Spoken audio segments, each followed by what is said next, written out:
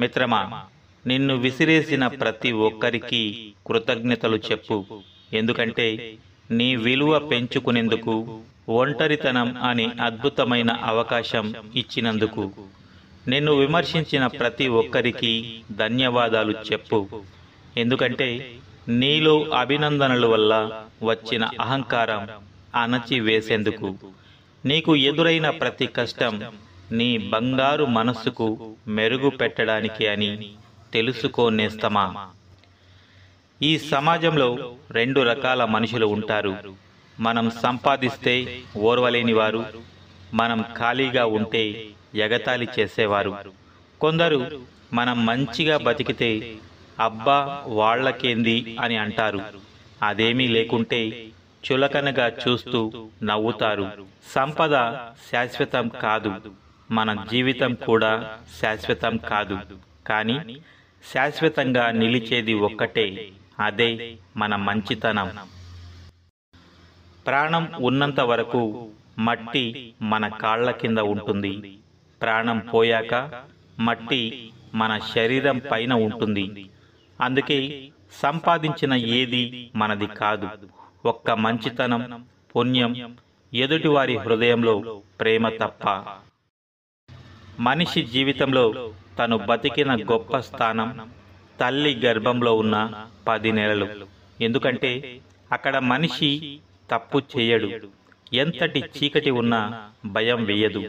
దేని మీద ఆశ ఉండదు. నాది అనే స్వార్థం ఉండదు. ఎప్పుడూ ప్రశాంతత ఉండేది కూడా తల్లి గర్భంలో మాత్రమే. అందుకే మనిషి చూసిన గుడి తల్లి గర్భం. తొలిసారిగా మనిషి చూసిన దైవం తల్లి ప్రేమ. నీకోసం నువ్వు బతకడంలో ఏముంది గొప్పదనం?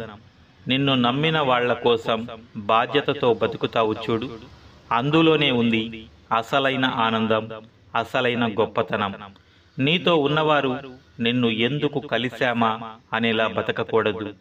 నిన్ను విమర్శించిన వారు కూడా నిన్ను ఎందుకు వదులుకున్నామా అనేలా బతకాలి. నీ గొప్పదనం ఖరీదైన బట్టలలో, ఖరీదైన బైకులలో కాదు. నీ పేరు చెప్పగానే ఎంతమంది ముఖాలలో చిరునవ్వులు కనిపిస్తాయో అదే నిజమైన గొప్పతనం.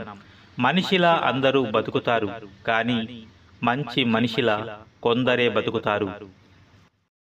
ఎదుటివారు బాగుపడేందుకు మనం దారి చూపకున్నా పర్వాలేదు, కానీ ఎదుటివారి దారిని నాశనం చెయ్యాలని మాత్రం ప్రయత్నం చేయకూడదు. రేపటి రోజున అదే చెడు కర్మగా మారి మనల్ని జీవితాంతం వేధిస్తుంది. మనిషి జీవితం విచిత్రమైనది.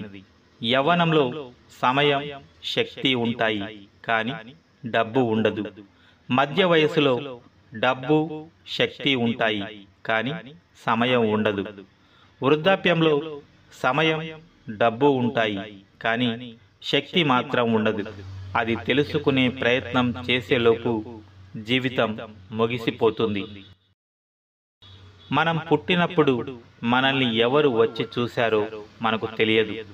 మనం మరణించాక మనల్ని ఎవరు చూడడానికి వస్తారో కూడా మనకు తెలియదు. కాబట్టి మనం బ్రతికి ఉన్నప్పుడు మనతో ఉన్న వాళ్ళను మనసారా ప్రేమించండి. ఆప్యాయత, అనురాగాలను పంచండి. మనం మరణించి కూడా జీవించేలా మానవత్వాన్ని చాటండి.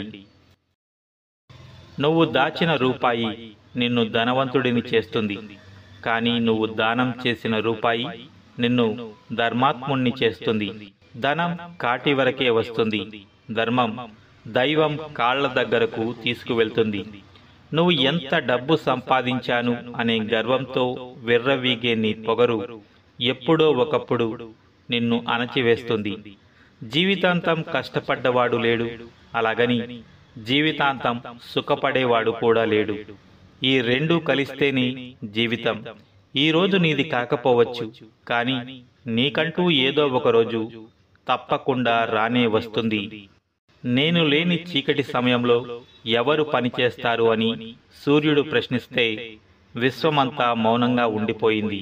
కానీ దీపం మాత్రం నా శక్తి మేరకు పని చేయగలను అని వినయంగా సమాధానం చెప్పింది. కాబట్టి మంచి పని చేసేందుకు స్థాయి భేదాలు అవసరం లేదు. అది తమ బాధ్యత అనుకుంటే చాలు. కడుపు నిండిన వాడికి పెట్టిన అన్నం, సముద్రంలో కురిసిన వర్షం, ధనవంతుడికి ఇచ్చిన బహుమానం, పగలు వెలుగుతున్న దీపం, బంధనాలు లేని బంధం, అసమర్థులతో వ్యాపారం, హద్దులు లేని స్నేహం, నిజాయితీ లేని ప్రేమ వ్యర్థం, వ్యర్థం, వ్యర్థం. ఈర్ష్య అధికంగా కలవాడు తన మీద తను జాలిపడేవాడు, ఎంత చేసినా తృప్తి లేనివాడు, అధికంగా కోపం ఉన్నవాడు, అన్నింటినీ అనుమానించేవాడు, అన్నింటికీ ఇతరుల మీద ఆధారపడేవాడు. ఈ ఆరుగురు ఎప్పుడూ దుఃఖంలోనే ఉంటారు. నీ అందం చూసి మురిసిపోకు, చివరికి బూడిదై మట్టిలో కలవాల్సిందే. నీ దగ్గర ఉన్న డబ్బును చూసి గర్వపడకు, జబ్బులు వస్తే దేవుడైనా కాపాడలేడు అని తెలుసుకో. తోటివారిని అవమానించకు, సమయం వస్తే వారి కాలి గోటికి కూడా సరిపోవు అని తెలుసుకో. అందరూ ఉన్నారని అహంకారపడకు, నిన్ను చివరకు మోసేందుకు నలుగురిని సంపాదించుకో. తేదీలు మారుతున్నా, సంవత్సరాలు గడుస్తున్నా, కాలం ఎప్పుడూ నేర్పించే పాఠం ఒక్కటే: నీ జీవితంలో ఎవరు శాశ్వతం కాదు. ఒక ఆడది మగాడితో ఆనందంగా జీవించాలంటే అతనిని ప్రేమించడం కంటే అర్థం చేసుకోవడం ముఖ్యం. ఒక ఆడదానితో మగవాడు ఆనందంగా జీవించాలి అంటే ఆమెను అర్థం చేసుకోవడం కంటే ఆమెను ప్రేమించడం ముఖ్యం. ఒక స్త్రీ నిన్ను బాగా ఇష్టపడితే ఆమె ఈ రెండు విచిత్రమైన పనులు చేస్తూ ఉంటుంది. ఒకటి, ప్రతి చిన్న విషయానికి నీ సహాయాన్ని కోరుతూ ఉంటుంది. రెండు, ఆమె ఏదైనా చేస్తున్నప్పుడు లేదా మాట్లాడుతున్నప్పుడు నీ స్పందన ఎలా ఉందో అని పదే పదే నీ వైపే చూస్తూ ఉంటుంది. అలాగే ఒక ఆడది నీ మీద ఇష్టం తగ్గాక కారణం చెప్పకుండా మాటలు తగ్గిస్తుంది. అది అర్థం చేసుకోవాల్సింది నువ్వే. నీ చెయ్యి పట్టుకుని ఒక ఆడపిల్ల నీ ఇంట్లో అడుగు పెట్టినప్పుడు, భర్తగా నువ్వు ఆమెను గౌరవించి ప్రేమగా చూసుకున్నప్పుడే ఇంట్లో మిగతా వాళ్ళు కూడా ఆమెకు అదే గౌరవాన్ని, ప్రేమను పంచుతారు. నిన్ను నమ్మి వచ్చిన ఆడపిల్లకు నువ్వే విలువ ఇవ్వకపోతే వేరొకరు ఎలా ఇస్తారు మిత్రమా? మన జీవితంలో ఏది లభించినా దానిని జీర్ణం చేసుకోవడం నేర్చుకోవాలి. ఎందుకంటే భోజనం అరగకపోతే రోగాలు పెరుగుతాయి, ధనం అరగకపోతే బడాయి పెరుగుతుంది, మాటలు అరగకపోతే చాడీలు పెరుగుతాయి, ప్రశంస అరగకపోతే అహంకారం పెరుగుతుంది, నిందలు అరగకపోతే దుర్మార్గం పెరుగుతుంది, అధికారం అరగకపోతే ప్రమాదం పెరుగుతుంది, దుఃఖం అరగకపోతే నిరాశ పెరుగుతుంది, సుఖం అరగకపోతే పాపం పెరుగుతుంది. ఏ జీవితం శాశ్వతం కాదు, ఏ ప్రాణానికి గ్యారంటీ లేదు. జీవించే ఈ కొంతకాలానికే ఎన్నో బాధలు, బంధాలు, బాధ్యతలు. ఎవరైనా చనిపోతే పాపం పోయాడు అంటాం, బతికి ఉంటే ఇంకా పోలేదా అంటాం. రేపు అనే దాన్ని చూస్తామో లేదో తెలియని బతుకులు మనవి. దానికోసం పగలు, కక్షలు, పంతాలు ఎందుకు? ఎవరు ఉండి తినేది లేదు, పోయి సాధించేది లేదు. ఉన్నంతకాలం అందరితో కలసి మెలసి సంతోషంగా జీవిద్దాం. ఎదుటివారిని ఓడించాలి అని ఎప్పటికీ ప్రయత్నం చేయకు. మీరు గెలవాలని మాత్రమే ప్రయత్నం చెయ్యి. ఎదుటివారి ఓటమి కోసం ప్రయత్నం చేస్తే మీరు ఎప్పటికీ విజయం సాధించలేరు. అదే మీ గెలుపు కోసం ప్రయత్నం చేస్తే ఖచ్చితంగా గెలిచే అవకాశం ఉంటుంది.